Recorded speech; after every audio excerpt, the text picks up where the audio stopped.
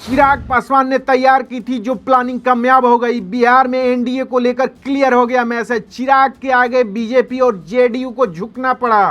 कितनी सीटों पर चुनाव मैदान में उतरेंगे चिराग पासवान, सब कुछ हो गया साफ। क्या है चिराग पासवान की तैयारी, बीजेपी क्यों मान रही है बात, जानिए कितने सीट चिराग को मिलेंगे। बिहार की सियासत में चिराग पासवान ने एक बार फिर अपनी ताकत दिखा दी है। 2025 विधानसभा चुनाव से पहले एनडीए में सीट बंटवारे को लेकर चिराग की बगावती तेवर और 40 सीटों की डिमांड ने जेडीयू और बीजेपी को बैकफुट पर ला दिया था। लेकिन अब खबर है कि चिराग पासवान की रणनीति कामयाब हो गई है। सूत्रों के मुताबिक एनडीए सीट बंटवारे का फार्मूला तय हो गया है और चिराग पासवान की लोक जनशक्ति पार्टी को उम्मीद से ज्यादा सीटें मिलने जा रही है। क्या चिराग इस बार बिहार में किंग मेकर बनकर उभरेंगे? आइए इस सियासी ड्रामे की पूरी कहानी और ताजा अपडेट्स आपको बताते हैं। दोस्तों, बिहार विधानसभा चुनाव 2025 की तैयारियां जोरों में है और एनडीए में सीट बंटवारे को लेकर चिराग पासवान ने बड़ा दांव खेल दिया है। उनकी 40 सीटों की मांग ने नीतीश कुमार के जेडीयू और बीजेपी को असमंजस में डाल दिया था। चिराग ने साफ कर दिया था कि अगर उनकी मांग पूरी नहीं हुई तो वो 2020 के तरह बगावत कर सकते हैं। लेकिन अब ताजा अपडेट्स के मुताबिक एनडीए ने चिराग को मनाने के लिए उनकी डिमांड के करीब पहुंचने का फैसला किया है। सूत्रों का दावा है कि चिराग की पार्टी को 30 से 35 सीटें मिल सकती है, जो उनकी सियासी ताकत को और मजबूत करेगा। देखिए, बिहार की 243 विधानसभा सीटों के लिए एनडीए में सीट बंटवारे का फार्मूला लगभग तय हो चुका है। सूत्रों के मुताबिक नीतीश कुमार की जेडीयू को 100 से 110 सीटें, बीजेपी को 95 से 105 सीटें, चिराग पासवान को 30 से 35 सीटें, जीतन राम मांझी की हिंदुस्तान आवाम मोर्चा को 7 सीटें और उपेंद्र कुशवाहा की राष्ट्रीय लोक मोर्चा को 4 सीटें मिलने की संभावना है। हालांकि इसकी आधिकारिक घोषणा एनडीए जल्द प्रेस कॉन्फ्रेंस करके करेगा। याद हो कि 2020 के विधानसभा चुनाव में जेडीयू 115 और बीजेपी ने 110 सीटों पर चुनाव लड़ा था।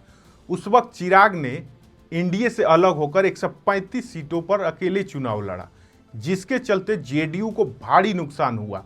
वो सिर्फ 43 सीटें जीत पाई, जबकि बीजेपी ने 74 सीटें हासिल की।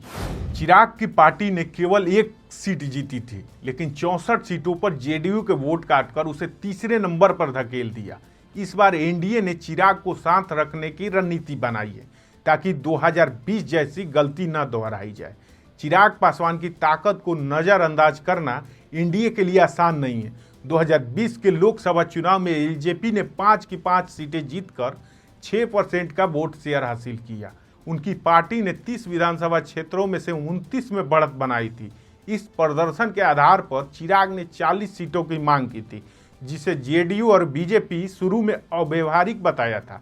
लेकिन चिराग के बगावती तेवर और उनकी दलित और अति पिछड़ा वोट बैंक, जो लगभग 10% है, उसकी ताकत ने एनडीए को उनकी मांग के करीब आने पर मजबूर किया। सूत्रों के मुताबिक चिराग को 30 से 35 सीटें मिलने का फॉर्मूला तय हो गया है, जो उनकी सियासी हैसियत को और मजबूत करता है।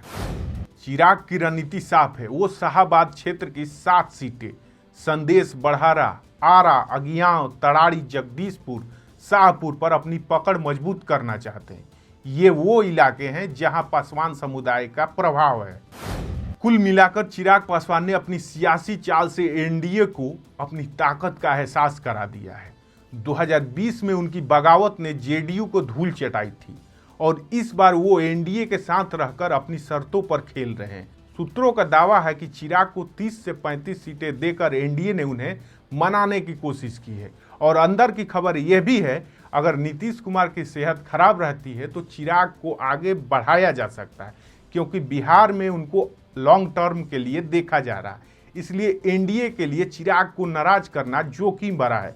अगर चिराग अलग हुए तो वो प्रशांत किशोर की जन स्वराज पार्टी के साथ जा सकते हैं, जिसका उभरता प्रभाव एनडीए के लिए खतरा बन सकता है। दोस्तों, चिराग पासवान ने अपनी सियासी चतुराई से एनडीए में अपनी जगह पक्की कर ली है।